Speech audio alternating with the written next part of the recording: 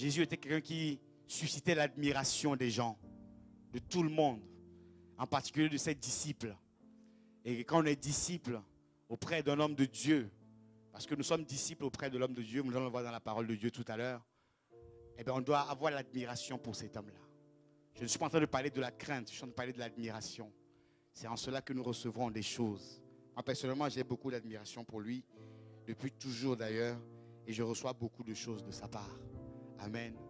J'aime beaucoup les serviteurs de Dieu qui sont là.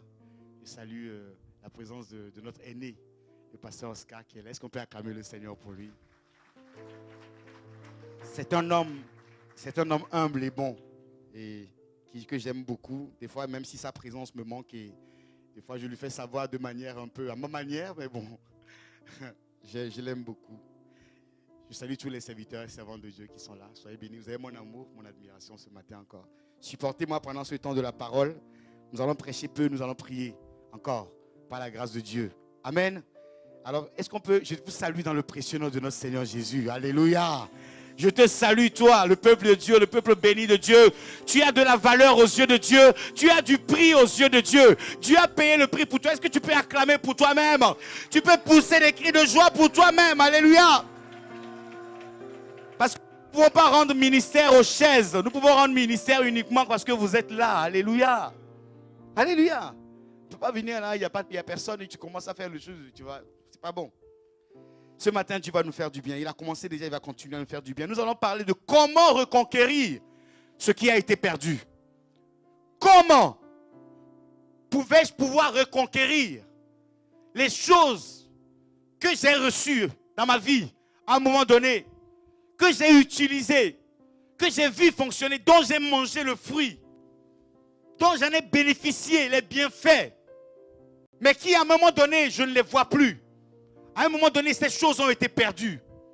Ces choses ont été oubliées. Ces choses ont été endormies. Ces choses ont été égarées. Ces choses ont été laissées en arrière. Comme Jésus, qui a été laissé en arrière par Marie et Joseph. 3 jours durant, ils sont partis. Ils sont venus adorer, ils ont oublié Jésus, l'objet de l'adoration. Ils l'ont oublié là-bas. Et ils sont partis. Et ils se sont rappelés que non, il est où? Et ils sont revenus le chercher. C'est ce que tu fais ce matin. Tu t'es rappelé que non, il y a quelque chose quelque part dont tu as besoin, que tu dois aller reprendre. Et ce matin, je te l'annonce au nom de Jésus. Tout ce qui a été perdu sera retrouvé au nom de Jésus. Il y a eu 5 amen. Je dis que tout ce qui a été perdu sera récupéré, sera reconquis ce matin au nom de Jésus. Je n'ai pas le temps dans le physique comme dans le spirituel. Alléluia. Je n'ai pas le temps dans le matériel que dans l'immatériel. Alléluia. Nous allons prendre nos Bibles dans le livre de 2 Rois, chapitre 5, à partir du chapitre 6 plutôt, à partir du verset 1er. Nous allons lire jusqu'au verset 7. Alléluia. Voilà, nous voulons nous lever et lire la parole à haute voix. Les hommes vont lire les versets impairs et les femmes vont lire les versets pairs. Si on peut donner le micro à une femme qui va lire les versets pairs, moi je vais lire les versets impairs. Comme tu as le micro, je vais lire pour les versets impairs. Donc on donne le micro à une femme qu'on puisse avoir le son sur la vidéo pendant que nous allons lire. Mais nous voulons lire tous ensemble à haute voix. Alléluia. À haute voix. Si tu veux que ta voix porte bien, moi je te conseille de te lever. Parce que si tu restes assis, tu commences à parler fort, on ne va rien entendre du tout. Ta voix sera dominée par ceux qui sont debout. Donc si tu veux qu'on entende ta voix, et comme nous sommes en train de lire la parole de Dieu, je suis en train de m'adresser aux jeunes qui sont de ce côté, qui sont encore assis. Je vous invite à nous tenir debout. Alléluia. Et nous allons lire la parole de Dieu. Ce n'est pas la parole d'un homme. Ce n'est pas la parole du ministre de l'éducation ou du ministre de l'Intérieur, Christophe Castaner. Non. Ici, nous allons lire la parole de Dieu. Amen. Et nous voulons lire ça avec joie. Quand je lis la parole de Dieu, je suis dans la joie. C'est une parole qui nous a créés. Elle nous fait du bien. Alléluia. Est-ce que nous voulons la lire avec joie? Donc les hommes, nous allons commencer à partir du verset 1er. Les femmes vont lire le verset 2. À 3, nous démarrons. 1, 2, 3. Les fils des prophètes dirent à Élisée, voici le lieu où nous sommes assis devant toi est trop étroit pour nous.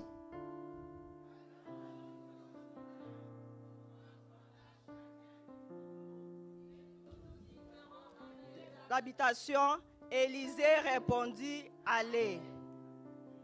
Et l'un d'eux dit, consens à venir avec tes serviteurs. Il répondit, j'irai. Il partit donc avec eux. Arrivé au Jourdain, ils coupèrent du bois. Et comme l'un d'eux abattait une poutre, le fer tomba dans l'eau. Il s'écria, ah, mon Seigneur, il était emprunté. L'homme de Dieu dit, où est-il tombé? Et il lui montra la place. Alors Élisée coupa un morceau de bois, le jeta à la même place et fit surgir le fer. Puis il dit, enlève-le. Et il avança la main et le prit. Nous acclamons très fort le Seigneur en posant nos Bibles. Nous acclamons le roi de gloire. Alléluia. Pendant que nous sommes assis, je vais lire le texte du Nouveau Testament et nous allons partager la parole de Dieu. Le jour suivant, Jésus alla dans une ville appelée Naïn. Ses disciples et une grande foule faisaient route avec lui. Lorsqu'il fut près de la porte de la ville, voici on porta en terre un homme, fils unique de sa mère, qui était veuve. Et il y avait avec elle beaucoup de gens de la ville. Le Seigneur, l'ayant vue, fut ému de compassion pour elle et lui dit, ne pleure pas. Verset 14, il s'approcha et toucha le cercueil. Ceux qui le portaient s'arrêtèrent. Il dit, jeune homme, je te le dis, lève-toi. Et le mort s'assit et se mit à parler. Jésus le rendit à sa mère. Tous furent saisis de crainte. Ils glorifiaient Dieu, disant, un grand prophète apparut parmi nous. Et Dieu a visité son peuple. Cette parole sur Jésus se répandit dans toute la Judée et dans tout le pays d'alentour. Notre Père et notre Dieu, il s'agit de ta parole, qu'elle fasse du bien à chacun de nous, que je sois un instrument utile entre tes mains, au nom puissant de ton Fils Jésus. Amen. Amen. Bien-aimés, il y a quelques semaines, je regardais sur mon téléphone. Je pense que beaucoup de personnes qui sont sur Facebook ont vu cela. Un événement qui a troublé Facebook. Un pasteur, ou je ne sais pas s'il est apôtre, ce qu'il est, a ressuscité un mort. Il est prophète? Je ne savais pas. Pendant qu'on ramenait la personne dans un cercueil, on voit les images, même les vidéos. Et on a fait sortir le mort, on a ouvert le cercueil. Il y a quelqu'un qui n'a pas vu cette vidéo ici, ou bien cette image ici? Il y en a qui ne l'ont pas vu? Qui ne l'ont pas vu? Ok. Donc cet homme, enfin ce prophète, ce serviteur de Dieu, s'est rapproché et il a prié. Il a fait des choses. Et le mort s'est levé. Et les images sont sur les réseaux sociaux. Ça a troublé les gens. J'ai vu tous les commentaires. Ce qui m'a étonné, ce qui m'a touché, qui m'a interpellé, c'est l'incrédulité des gens à l'égard de ce qui a été fait. Au-delà de si c'est bien, si ce n'est pas bien, au-delà de s'il est de Dieu ou s'il n'est pas de Dieu, au-delà de tout cela, ce qui m'a touché, c'est ça en fait. Je me suis rendu compte à quel point aujourd'hui, nous sommes devenus incrédules. Même aux choses qui se passent devant nous.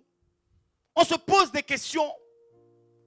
Qu'il soit de Dieu, qu'il ne soit pas de Dieu, je ne sais pas. Ce que je suis en train de voir, c'est ce que cet homme est en train de faire en réalité. Et le problème aujourd'hui, c'est ce que nous voulons aborder, c'est que quelque chose a été perdu en fait. Les gens arrivent à réagir comme ça parce que quelque chose a été perdu. On n'a plus foi dans l'homme. On n'a plus foi en soi-même. On ne croit plus les choses. C'est comme cet aveugle qui a été guéri. Il est parti dire aux gens, c'est Jésus qui m'a guéri. Les parents lui ont dit non. Cet homme-là, nous savons que c'est un pécheur. Il leur a dit, si les pécheurs, je ne sais pas. Ce que moi je sais, c'est qu'avant j'étais aveugle. Mais maintenant je vois. Si vous voulez savoir si ce que cet homme a fait est bon ou pas, allez demander au ressuscité. Demandez-lui, posez-lui la question. Qu'est-ce qui s'est passé dans ta vie? Je suis celui qui te répondra, s'il est prophète, je ne sais pas. S'il est homme de Dieu, je ne sais pas. Ce que moi je sais, c'est qu'avant j'étais mort, mais maintenant je suis revenu à la vie. Nous avons perdu quelque chose. Nous avons perdu notre force à croire immédiatement dans ce qu'on nous dit. Ce qui fait la puissance, ce qui fait l'accomplissement du miracle. Que la personne soit bonne ou pas, ce n'est pas notre problème. Alléluia. Mais à partir du moment où le nom de Jésus est dans la bouche de quelqu'un, alléluia. Oh, je suis prêt à suivre cette personne-là. Je ne connais pas cet homme, je ne sais même pas s'il était prophète ou pasteur. Ce qui m'a interpellé, c'est l'incrédulité des gens. C'est ça dont je veux parler aujourd'hui. Parce que l'Église, aujourd'hui, les hommes et les femmes que nous sommes, quelque part, nous avons perdu quelque chose. Nous avons perdu quelque chose en nous. Et nous voulons aller récupérer ça au nom de Jésus. Nous voulons aller reconquérir notre foi, notre capacité à bouger le monde. Oh bien-aimé, j'attendais une personne qui va se servir de cet événement en disant que ce que vous voyez là, c'est Jésus qui l'a fait. Jésus qui l'a fait dans la vie de cet homme. Jésus est capable de le faire dans ta vie également. Alléluia. Et pendant ce temps-là, on est en train de discuter. Est-ce qu'il est de Dieu vraiment? Ce n'est pas Satan qui a agi. On est en train de discuter. Bon, je ferme la parenthèse. C'est juste une histoire pour avoir notre attention. Ce n'est pas le but de mon message ce matin. Mais c'est une problématique qui est là. Parce que quand on parle de la conquête, il s'agit des choses surnaturelles. Il s'agit des choses spirituelles. Il s'agit des choses que nous devons aller récupérer quelque part. Des choses qui sont en nous, que Dieu nous a déjà données, que Dieu a imprimées en toi. La joie, la paix, la bonne humeur, les dons de l'esprit, les capacités à créer des choses, à inventer des choses. Ce sont des choses que Dieu a mis en toi. Créer des parfums, faire de la cuisine, faire tout ça, ce sont des choses que tu as. Le sourire que tu as, c'est quelque chose que Dieu t'a donné. La démarche que tu as, c'est quelque chose que Dieu t'a donné. Alléluia. Et c'est des choses au fur et à mesure que nous avançons dans la vie. Malheureusement, ces choses ont été perdues à cause des difficultés que nous avons rencontrées, à cause des blessures dans l'âme, à cause des problèmes, à cause des déceptions, des trahisons. On en est arrivé à ne plus croire en l'homme. On en est même arrivé à ne plus croire en la parole. Voilà pourquoi Jésus a dit, quand le Fils de l'homme reviendra, trouvera-t-il encore la foi sur la terre? Et la question se vérifie aujourd'hui exactement quand nous voyons comment nous réagissons par rapport aux miracles qui sont faits devant nos yeux. On doute aussi par rapport à ça. Oh bien-aimé, nous voulons récupérer ce qui est à nous. Alléluia. Aujourd'hui, bien-aimé, tu vas récupérer ce qui est à toi. Ton sourire, c'est ton sourire. Fais un sourire à ton voisin. Tu dis, c'est mon sourire, c'est mon sourire. Alléluia. Il y a des voisins qui ne sourient pas. Souris à ton voisin. Alléluia. Vous savez, un sourire, c'est rien. Mais ça peut guérir un cœur. Alléluia. On était chez le médecin la dernière fois, une petite histoire, après je vais continuer. Chez le médecin la dernière fois, on est arrivé dans la salle d'attente.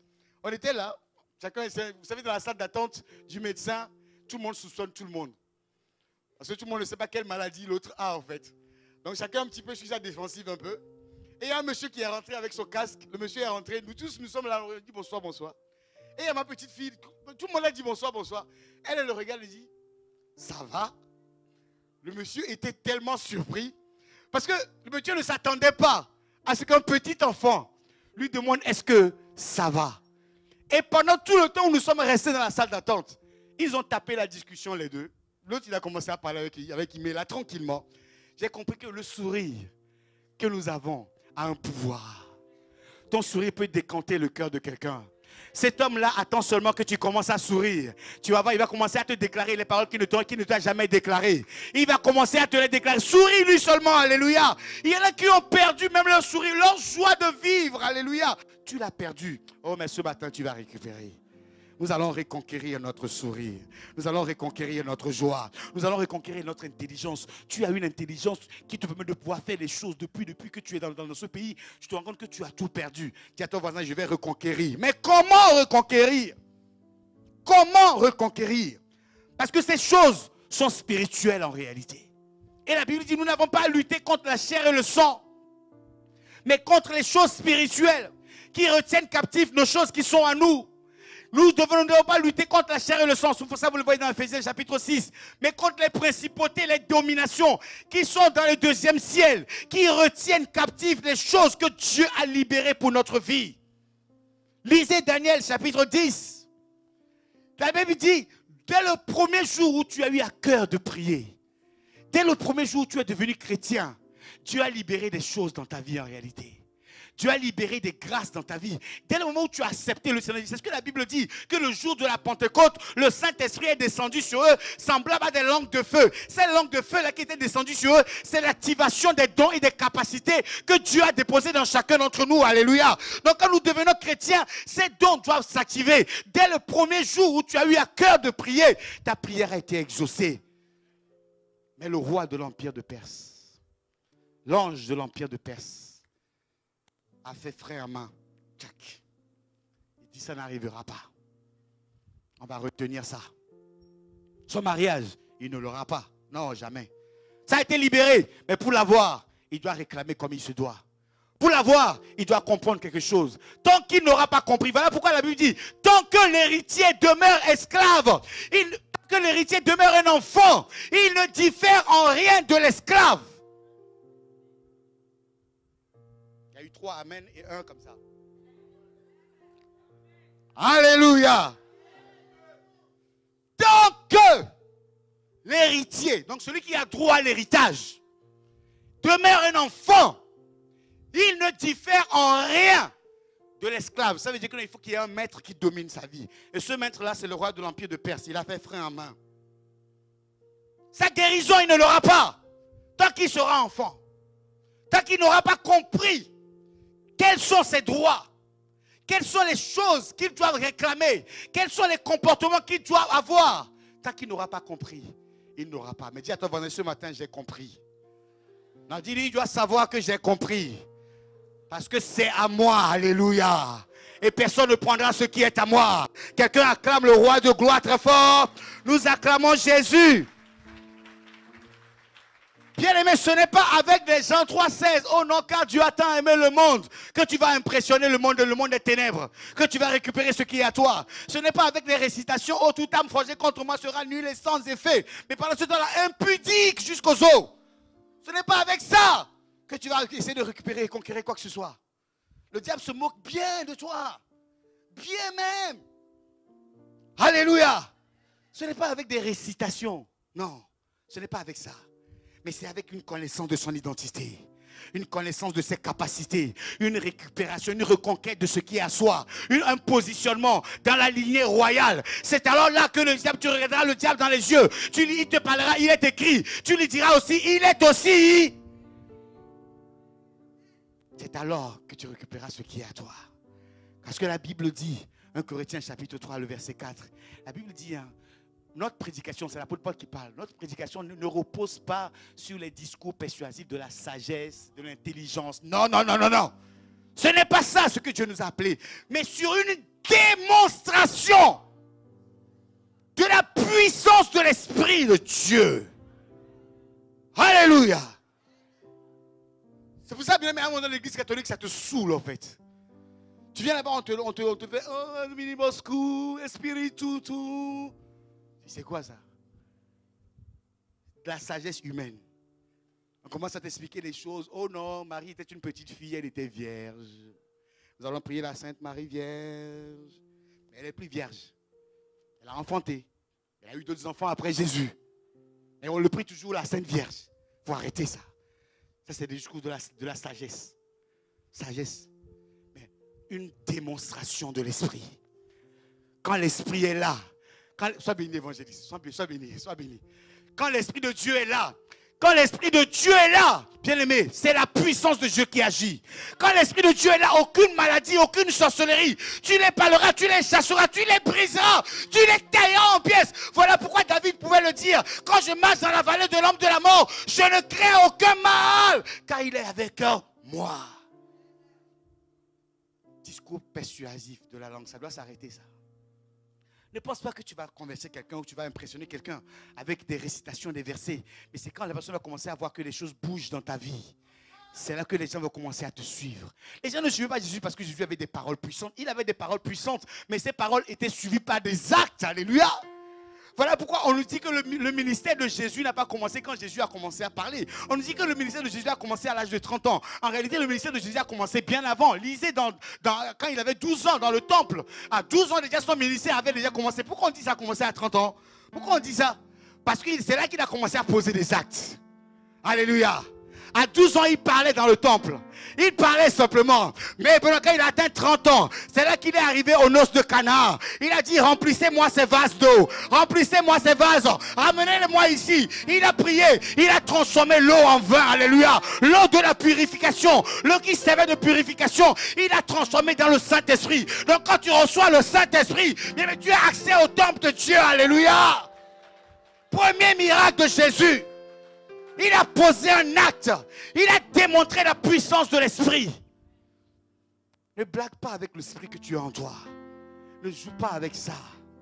Déclare des paroles, tu verras les choses s'accomplir. Il faut que j'aille vite. Je dois rentrer dans mon texte. La Bible dit, les fils des prophètes, comment reconquérir ce qui a été perdu. Parce que le problème, comme je le disais tout à l'heure, c'est que l'outil de travail, ce que Dieu nous a donné, c'est tombé dans l'eau.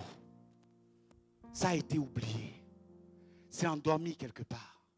Tu sais très bien que tu as perdu quelque chose.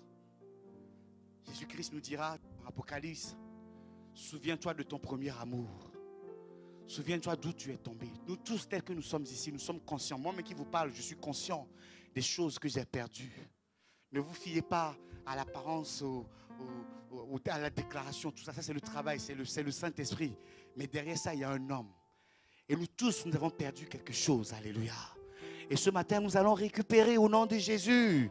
C'est pour ça que Dieu nous a envoyés en ce lieu. C'est pour ça qu'il nous a ramenés dans ce ministère ici à Maranatha auprès de l'homme de Dieu. Parce que nous avons des choses à récupérer. Le problème, c'est que l'outil est tombé dans l'eau.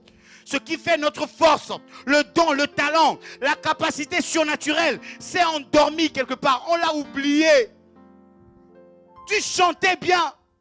Quand tu chantes, pas besoin de tam-tam, de clavier, de batterie. Dès que tu prends le micro, tu commences à chanter. L'atmosphère change tout de suite. Mais comment ça se fait que tu as perdu ça aujourd'hui? Aujourd'hui, pour que tu puisses adorer, il faut qu'il y ait le clavier, il faut qu'il y ait les micros, il faut qu'il y ait les guitares. Parce que quelque chose a été perdu. Alléluia. Bien-aimé, dans ce texte, on nous parle d'un prophète qui s'appelle Élisée. Oh, j'aime cet homme-là. La Bible dit qu'il était chauve. Mais il n'a pas de cheveux. Alléluia. Parce qu'il lui manquait des cheveux. Même les enfants se sont moqués de lui. Il les a pas maudits. Il les a regardés. Et l'ours les a dévorés. C'est Élisée, ça. On n'est pas là pour parler de ça aujourd'hui. Ce que je voulais dire, c'est que ce texte-là fait partie des livres historiques de la Bible. C'est un texte vrai. Avant d'exploiter le texte, je me rappeler ça aujourd'hui. La Bible, ce n'est pas un livre inventé par des hommes. Tout ce qui est écrit dans la Bible, c'est la vérité. Merci, pasteur. Tout ce qui est écrit dans la Bible, c'est la vérité. Alléluia. Le prophète Élisée a existé sur la terre. Alléluia. Parce qu'il y en a qui pensent que certaines histoires de la Bible ont été, comment on dit ça, romancées. Ça a été enjolivé. On a rajouté un peu. C'est faux. Tout ce qu'il y a dans la Bible est vrai. Dis-le à ton voisin, tout ce qu'il y a dans la Bible est vrai. Donc ce que nous voulons développer là, c'est la vérité. Le prophète Élie a existé. Le prophète Élisée également ont existé. Tous les hommes dans la Bible ont existé. Jésus a existé. Alléluia. Si tu es encore au stade de te poser des questions par rapport à l'existence de Jésus dans la Bible, je peux t'assurer que Jésus a existé. Alléluia. Donc là, on peut avancer. On nous dit dans le verset 1er, les fils des prophètes. La démarche, le mécanisme de la reconquête passe par des différentes étapes. Et premier ou une des étapes, c'est d'abord de se reconnaître comme étant fils de prophète. Alléluia. Dis à ton voisin, je suis fils de prophète.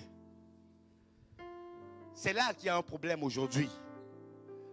Beaucoup de personnes ne se reconnaissent pas comme fils de prophète. Quand on dit fils de prophète, ça veut dire qu'ils sont disciples de prophètes. Ils ne sont pas disciples de Dieu.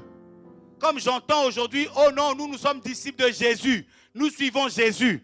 Bien-aimé, oui, nous suivons Jésus. Mais tu n'as pas vu Jésus. Jésus a eu 12 disciples. Est-ce que toi, tu fais partie des 12 disciples de Jésus? Il n'y a pas eu d'amen. Parce que c'est ce qu'il y en a disent des fois. Oh non, nous sommes disciples de Jésus. Oui, moi aussi je suis disciple de Jésus. Mais après je suis disciple d'un homme. Alléluia. Alléluia. Suivez-moi très bien. Parce que pourquoi est-ce que beaucoup de choses nous n'avons pas reconquérées? Oui, ces choses ont été perdues quelque part. Parce que nous avons oublié cette notion d'être fils. Jésus a eu 12 disciples. Ces 12 disciples après eux également ont eu des disciples après eux. Alléluia. De qui es-tu disciple aujourd'hui? De qui suis-tu l'enseignement aujourd'hui?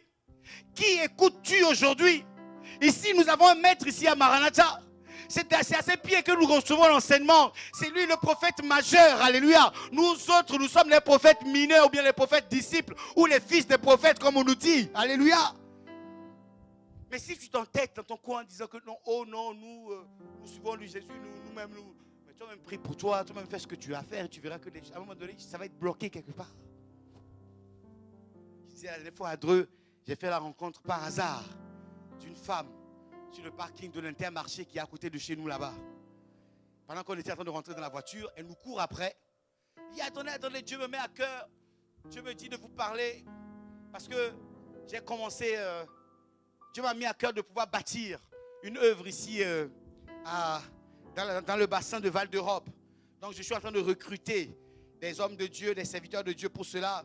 Et Dieu, alors que vous étiez en train de marcher dans le parking, Dieu m'a interpellé pour que je puisse venir vers vous. Quand il m'a parlé comme ça m'a interpellé parce que Dieu lui demandait de recruter les serviteurs de Dieu. Et comme par hasard, je suis serviteur de Dieu. Quand je dis que je suis... Non, il a dit que Dieu lui a dit que nous étions chrétiens. Et je lui ai dit, oui, effectivement, je suis pasteur. Il a dit, alléluia! C'est vraiment ça. Dieu m'a mis à cœur de recruter des hommes de Dieu. Je l'écoutais. Pendant au moins 20 minutes, je l'écoutais. Pendant ce temps-là, on devait avoir la cellule à la maison. Je me dis dans mon cœur, peut-être que le Seigneur est en train de mettre une personne devant moi pour que je la ramène aux cellules. C'est comme ça que j'ai commencé à raisonner. Mais elle avait autre chose dans la tête. Et pendant qu'elle parlait, à un moment donné, je lui ai posé la question de savoir, c'est qui ton pasteur? Alléluia. Ça, c'est la question fatidique. C'est la question quand tu poses ça à quelqu'un, si la personne est de Dieu, tu verras si la personne est de Dieu ou si la personne n'est pas de Dieu. Qui est ton pasteur? Oh non, je n'ai pas de pasteur. Pour l'instant, Dieu me parle seul à la maison. Ma foi en elle est passée de là à 0. Je l'écoutais. Je disais, ok, d'accord, on échange de numéro. Là, depuis pratiquement, hier, elle essaie de m'appeler. Je dis, ok, appelle toujours. Quand le Seigneur va me convaincre, on va parler. Alléluia. Pourquoi je dis cela? Parce que Dieu fonctionne toujours dans l'ordre. Dieu passe toujours par un homme. Ici, Dieu a établi un homme. Ne sors pas de nulle part comme ça en disant que non, je suis fils de prophète bien-aimé. Tu ne vas rien reconquérir du tout. À un moment donné, le diable va se jouer de toi. Lisez Actes chapitre 19 à partir du verset 13. On nous parle des fils de Séva. C'était des fils de prophètes. Non, des fils de sacrificateurs, nous dit la parole. Et ils étaient 7. Donc, c'est des fils de pasteurs, si vous voulez. Mais ils se sont hasardés. Quand je dis fils de pasteur, donc fils de pasteur dans la chair. Mais ils n'étaient pas disciples de sacrificateurs. Ils ont commencé, ils naviguaient dans le mysticisme. Lisez bien le texte. Ils naviguaient dans le mysticisme. Ils ont commencé à dire, nous chassons ces démons au nom de Jésus que Paul prêche. La Bible dit, 7 démons se sont emparés de 2 d'entre eux. Il les a bien tabassés. Il leur a dit, Paul, nous le connaissons. Jésus, nous le connaissons. Mais vous sortez d'où? Alléluia. Tu dois te reconnaître comme étant fils de prophète.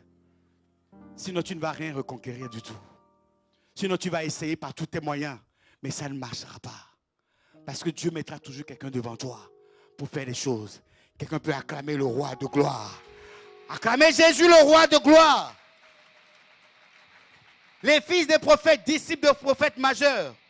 Tu ne peux pas fonctionner dans le surnaturel à reconquérir des choses si tu n'as pas appris à être disciple auprès de quelqu'un. Alléluia. Parce que les œuvres de l'esprit, l'accomplissement des choses de Dieu dans notre vie, ça, c'est une conjonction en fait. C'est une conjonction de plusieurs éléments. Il y a ta part à toi, mais il y a des principes que Dieu a établis également par rapport à ça. Et le fait de se reconnaître comme étant fils de prophète auprès de quelqu'un fait partie de ces éléments-là. On va le développer encore un peu plus dans la suite. Alors il dit ceci. Voici le lieu où nous sommes est trop étroit ou est trop petit. La conquête ou la reconquête, ce n'est pas une affaire de petites choses. Ce n'est pas une affaire des gens qui ont un esprit étroit. L'homme de Dieu nous a prêché ici dans la conquête, il y a des gens qui ont des mentalités faibles, il y a des gens qui ont une mentalité moyenne. Quand tu es dans la conquête, tu dois apprendre à voir grand. Alléluia. Tu dois apprendre à imaginer que ton Dieu peut faire infiniment au-delà de ce que tu peux imaginer. C'est dans Éphésiens. On peut lire ce verset. Éphésiens chapitre 3. On va lire rapidement. On va descendre. Vous allez comprendre que non. Ce que Dieu veut faire avec nous, c'est quelque chose de grand. Éphésiens chapitre 3 à partir du verset 14. On va descendre. Quand tu navigues dans les choses de Dieu, quand tu es dans le surnaturel avec le Saint-Esprit, c'est des choses, pas des petites choses qui arrivent, c'est des choses grandes que Dieu a prévues pour nous. On descend. À cause de cela, je fléchis les genoux devant le Père. On descend, on descend. En réalité, c'est le verset 20 qui m'intéresse. De qui toutes les familles de la terre, toutes les familles des cieux et sur la terre tirent leur nom. On descend afin qu'il vous donne selon la richesse de sa gloire, d'être puissamment fortifié par son esprit dans l'homme intérieur. Verset 17. En sorte que Christ habite dans vos cœurs par la foi, étant suivez bien, enraciné et fondé dans l'amour. Verset 18. Que vous puissiez comprendre avec tous les saints, ça commence, quelle est la largeur, la longueur, la profondeur, la hauteur. Nous continuons. Et connaître l'amour de Christ qui surpasse toute connaissance, en sorte que vous soyez remplis jusqu'à toute la plénitude de Dieu. Écoutez le verset 20 maintenant. Or, quelqu'un peut acclamer le roi de gloire. Or, à celui qui peut faire, par la puissance qui agit en nous, infiniment au-delà de ce que nous demandons ou pensons. Alléluia. Bien-aimé, tu ne peux te limiter que par toi-même. C'est là le problème. Les fils de prophètes se sont rendus compte que non, le lieu où ils étaient est devenu trop petit. Tu ne peux pas être dans la conquête et accepter les petites choses. Tu es tout le temps dans les petites choses. Quand on te pousse à faire de grandes choses, tout de suite, tu t'enfermes. Tu ne veux pas. Pour toi, c'est pour les autres. Non, le Dieu que tu pries, c'est un Dieu grand. Lisez l'alliance qu'il a fait à Abraham. Il a dit, je rendrai ton nom grand. Je rendrai ton nom grand. N'aime pas les petites choses. Oh non, nous ça va, on est en France, depuis qu'on est là, on est dans notre petit appartement, ça va, tout va bien. J'ai mon petit salaire, 2000 €, ça me suffit, ça va. Je bénis le Seigneur. Nous rendons grâce à Dieu. Dieu a prévu un salaire de 5000 € pour toi quelque part. Votre amène là m'inquiète un peu. C'est comme si vous vous satisfaites de votre salaire de 1500 € par mois. Ah bien, mais à un moment donné, tu dois casser ça. Tu dis non, je suis fatigué par ça. C'est ce que j'ai dit à Dieu. Ça fait 11 ans, 12 ans, 13 ans que je travaille dans une entreprise. Ils ne veulent pas m'augmenter comme il se doit. Alors qu'ils me demandent toujours de faire des travaux. Ils me demandent tout le temps de faire plus. Je suis allé dans la présence du Seigneur. Je suis fatigué par ça. Je dis Seigneur, je veux changer. En plus, ils ont déménagé, ils nous ont ramenés jusqu'au bout là-bas. Je dois faire plus de 4 heures par jour de trajet pour aller travailler. Je dis, c'est quoi cette histoire-là? Je sors de ça au nom de Jésus. J'ai dit, Seigneur, je sors de ça. Moi, je ne veux plus ça. Et le Seigneur a entendu ma prière. Alléluia. Le Seigneur m'a orienté sur un territoire où je sens que non, ça c'est en train de bouger. Le salaire a changé. Ça a changé. Je rends grâce à Dieu. Alléluia. Bien-aimé, ne te satisfais pas des petites choses. Quand tu es dans la conquête, tu dois toujours vouloir plus. David était derrière les troupeaux de son père. On est venu le chercher comme guitariste. Il est venu dans le palais royal. Il a commencé à jouer de la guitare. À un moment donné, il a commencé à chasser les démons dans la vie de Saül. À un moment donné, il est parti à la guerre. Il a vaincu Goliath. Il est revenu. On a commencé à chanter. Saül a vaincu 7 000. David en a battu 10 000. Il était en train de progresser. Mais à un moment donné, il a accédé à la royauté. Alléluia. C'est ça ce à quoi Dieu nous appelle. Quand tu es dans la conquête, tu dois aller de victoire en victoire. Tu ne dois pas te satisfaire des petites choses. Alléluia. Le lieu où nous sommes est trop étroit. À un moment donné, tu dois le dire à Dieu. C'est normal, je suis fatigué de ces papiers peints chez moi là. Je suis fatigué de payer un loyer à quelqu'un pendant tous les mois. Il a payé, c'est son crédit à lui. Je suis fatigué de lui payer son crédit. Je vais sortir de ça au nom de Jésus. Ta maison est quelque part, ton pavillon est quelque part, ton appartement est quelque part. Toi aussi, tu peux acheter un appartement que tu vas louer aux autres. Je le déclare au nom de Jésus. C'est à toi. Là où c'est bloqué, tu le récupères au nom de Jésus. Trop étroit. Change, casse cette mentalité d'étroitesse. Notre pasteur n'est pas comme ça, l'homme de Dieu n'est pas comme ça, lui il va toujours grand. Tellement des fois toi-même tu es perdu quand tu le suis. Si tu dis bon, suivons seulement parce que là où nous allons, on ne sait pas où, mais on suit seulement. On suit seulement. On arrive au Bénin, au Bénin, la dédicace du Bénin. Ah, bien aimé, au Bénin, tout était encore sens dessus, sens dessous. On était à 5 heures de la dédicace. Je dis, pasteur, là, on va quand même décaler la dédicace. On peut décaler même 2 jours. Il dit, non, on va faire la dédicace. Et on a fait la dédicace. Le temple était bien, l'écritoire était en place, tout était en place. On a fini la peinture. Alléluia. Oh, quand tu as un homme de foi devant toi, suis-le. Alléluia. Il va te ramener à changer ta vision, à élargir ta vision. Alléluia. Quelqu'un peut acclamer le roi de gloire. Oh là là, le temps passe tellement vite. Alors ils disent, allons jusqu'au Jourdain. Je vais sauter rapidement. La dynamique de la réflexion. Une fois qu'ils ont pensé, ils ont constaté qu'il y avait un problème. Ils ont mis une action en place. La dynamique de l'action doit toujours suivre la dynamique de la réflexion. Tu ne peux pas rester constamment dans les paroles. Il y a des gens tout le temps dans les paroles, tout le temps dans les paroles. Mon frère, tu peux donner tout le temps des paroles à cette soeur-là. Le jour où tu ne poseras pas d'acte, un homme passera derrière toi, un homme le prendra. Bien comme il faut. Quand j'étais au lycée, à la fin de mon lycée, parce que j'étais amoureux d'une soeur, d'une frère. Qu'est-ce que je raconte moi? J'étais amoureux d'une soeur. Bon, c'est une amie, on va dire. Parce qu'on n'était pas frères et sœurs à l'école, au lycée. Toute l'année. Comment je suis tombé amoureux d'elle? Dans notre classe, c'est que des garçons. Que des garçons dans notre classe. Parce que c'est une classe technique. Et elle est arrivée après la rentrée. Et elle est arrivée dans la classe. Elle était la seule fille de la classe. Elle est arrivée. Et on dit non. Couteau, Nyamaku. Va faire la visite comment elle s'appelle déjà? Elle s'appelle Laure. Laure Somme. À Laure Somme. Je dis ok, d'accord. Pendant qu'on était en train de faire la visite, j'étais en train de la regarder. Et au fur et à mesure qu'on est en train de faire la visite, mon cœur était en train de chambouler en fait.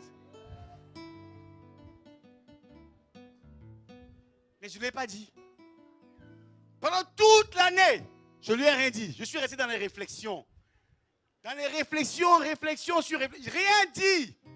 Mais je m'arrange toujours. Moi, dans ma tête, je dis si je m'arrange à savoir que je l'invite tout le temps au restaurant. Parce que le samedi, je travaille à Carrefour. Donc le samedi, dès qu'on finissait les cours, j'allais toujours la voir. Tu fais quoi cet après-midi? Bon, je commence mon travail à partir de 13h. Mais on peut aller manger ensemble si tu veux. Elle dit ok, d'accord, on va aller manger. Je m'arrête. Le jour de son anniversaire, j'ai demandé à tous les garçons de la classe. C'est la seule fille de la classe. J'ai inventé l'histoire tout seul. C'est la seule fille de la classe. Comme c'est la seule fille, on va tous cotiser pour lui acheter un téléphone. On a tous cotisé, on lui a acheté un téléphone. Mais je ne lui ai pas dit, je ne lui ai rien dit. Jusqu'à la fin de l'année. C'est là que j'ai pris mon courage à 2 mains. Je dis, allez, c'est bon, je vais lui dire. Je suis parti, je lui ai dit. Il a dit, alors, c'est trop tard. Il y a une autre personne qui m'a déjà demandé, je lui ai dit oui. J'ai cru qu'on a pris mon cœur, on l'a mis dans les taux, on a serré. Pour dire à quelqu'un, tu dois quitter la dynamique de la réflexion et des paroles en l'air. Tu dois poser des actes, alléluia.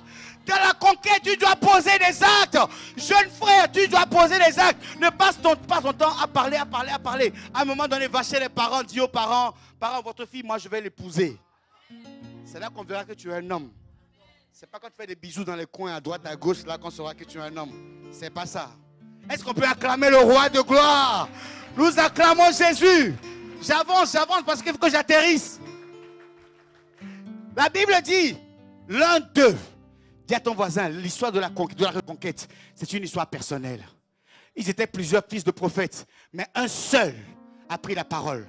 Un seul a constaté qu'ils avaient besoin de quelque chose. C'est à toi de constater qu'il y a quelque chose à faire. C'est à toi de constater qu'il y a quelque chose à faire. Tu dois constater là où il y a un problème, là où tu es blessé, là où tu as perdu quelque chose. C'est toi qui sais ce que tu as perdu. Moi, je ne sais pas à ta place. Alléluia. Nous sommes là, nous faisons par rapport à ce que tu nous dis. Les serviteurs sont là, les serviteurs font en fonction de ce que tu as dit. Quand tu viens, dis j'ai avorté 3 fois. C'est pour ça que je n'arrive plus à enfanter. Ne dis pas oh non, c'est le mari qui est stérile. Dis j'ai avorté. Il y a eu 3 amens dans la salle. On dirait qu'il y a eu beaucoup d'avortements ici. Hein? Alléluia. Si tu es voleur, dis-moi j'ai volé de l'argent des gens et je suis passé toucher à quelque chose qui m'empêche de dormir. Dis la vérité. L'un d'eux, dis, l'un d'eux, pas eux tous, l'un d'eux. Toi-même, tu sais ce dont tu souffres. Tu sais ce que tu as perdu. Tu sais ce que tu as oublié. Tu sais ce qui est endormi en toi. Dis-le. L'un d'eux, il dit quoi? Il dit, consent à venir avec nous. Alléluia. Il a compris quoi? Il a compris que non, là où il était, il y avait un homme qui avait une autre onction que l'onction qu'eux ils avaient. Leur onction n'était pas capable de pouvoir résoudre les problèmes qu'ils allaient avoir. Tu peux prier tout seul, tu peux faire des jeûnes tout seul, tu peux faire des choses tout seul, mais ça ne sera pas suffisant. Ça ne sera pas suffisant. Tu as besoin de te connecter à l'onction de l'homme de Dieu. Alléluia. C'est pour ça que nous sommes là. C'est pour ça que nous sommes ici à Maranatha, pour nous connecter à l'onction de l'homme de Dieu. Alléluia. Pour nous connecter à l'onction qu'il y a dans cet endroit, consent à venir avec nous. Ça veut dire qu'il a compris que quelque chose se passait à cet endroit. Il a compris que Dieu était à cet endroit. Il a compris que s'il se connectait à l'onction de l'endroit, quelque chose allait se passer. Alléluia. Mais à quoi tu te connectes aujourd'hui? Internet, c'est là où on se connecte. Ailleurs, d'autres choses, on s'abreuve d'autres choses. Mais pour ce qui est de la vie, pour ce qui est de l'endroit où Dieu nous a établis, là où Dieu nous a placés, Dieu nous a plantés comme un arbre, on ne se connecte pas. On ne veut pas se connecter parce qu'on croit arriver. Tu fais une faute, tu commets une faute. Ça va prendre du temps. Consent à venir avec nous. J'avance. Et pendant qu'ils y allaient, pendant qu'ils travaillaient, alléluia, pendant qu'ils étaient en train de travailler, l'arche est tombée dans l'eau. À peine tu arrives en Europe, que la personne qui t'a fait venir, il a fermé le téléphone. Tu l'appelles, il ne répond pas. L'arche est tombée dans l'eau.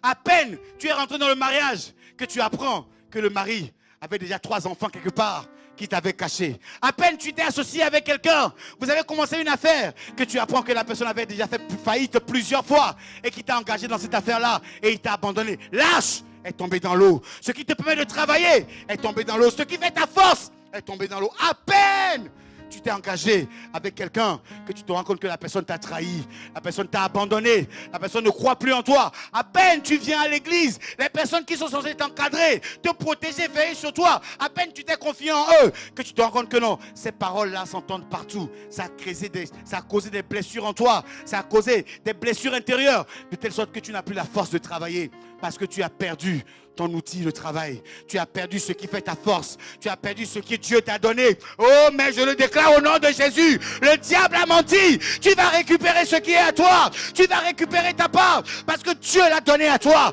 Là où l'arche est tombée, aujourd'hui ça va surnager. Quand l'arche est tombée, l'on s'est crié. Il est emprunté. Et l'homme de Dieu a dit, où est-il tombé? C'est là où je dis la vérité. Dis la vérité à l'homme de Dieu. 2 Chroniques 20:20. Confiez-vous à l'Éternel. C'est le roi Josaphat qui parle. Il dit, écoutez Israël. Pendant qu'ils étaient en train de partir en guerre, ils étaient en train de partir en bataille, il leur dit, écoutez Israël, confiez-vous en l'Éternel. Vous serez affermis.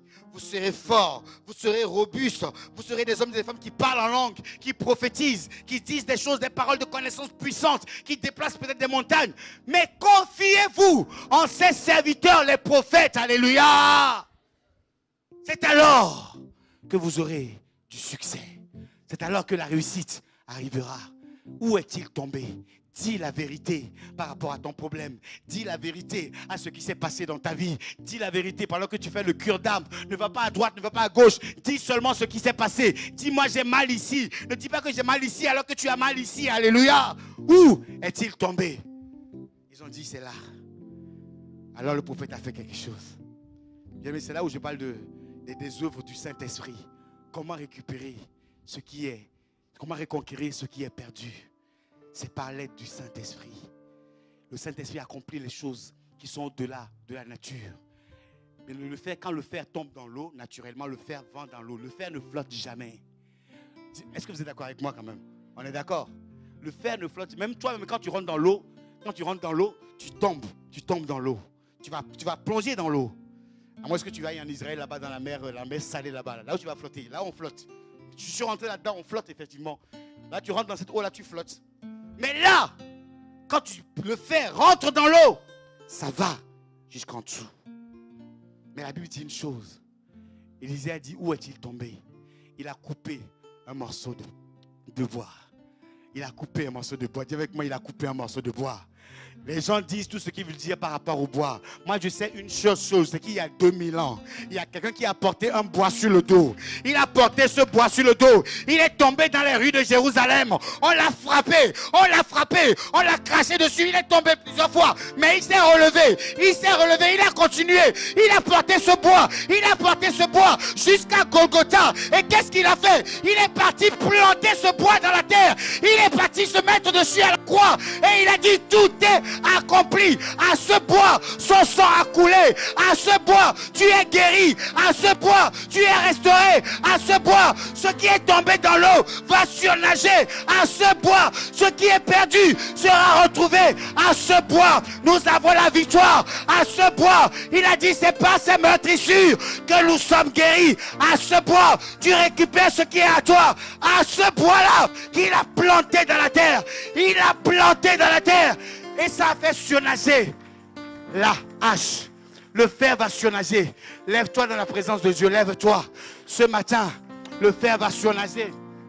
Ce matin, ce qui était mort, comme le fils unique de cette femme, Anaïn. Cette femme n'avait que ce fils. Ce fils en même temps représentait son mari, représentait en même temps le père. Il était en même temps le fils. Parce que c'était le seul garçon, le fils unique qu'il avait, qui pouvait le défendre. C'est ce que tu as perdu. Ce qui faisait ta force, ce qui faisait ta joie, ce qui te donnait la liberté d'aller venir, ce qui faisait ta fierté, est mort et enterré. Mais au nom de Jésus,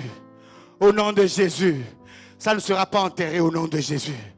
Pendant que le cortège était en train de s'avancer, pendant que le cortège de mort était en train de s'avancer, pendant que tu es en train de te lever maintenant, pendant que tu te lèves, pendant que tu te connectes à l'esprit pendant ce temps, oh, Jésus également est en train de s'avancer. Le cortège de Jésus est en train de s'avancer. Et quand les deux cortèges se sont rencontrés, la mort a repris vie au nom de Jésus. Quelqu'un peut acclamer le roi de gloire.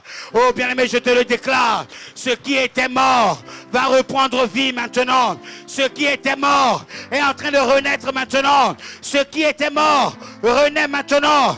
Bien, mais commence à élever ta voix et rendre grâce à Dieu. Pendant que l'équipe est en train de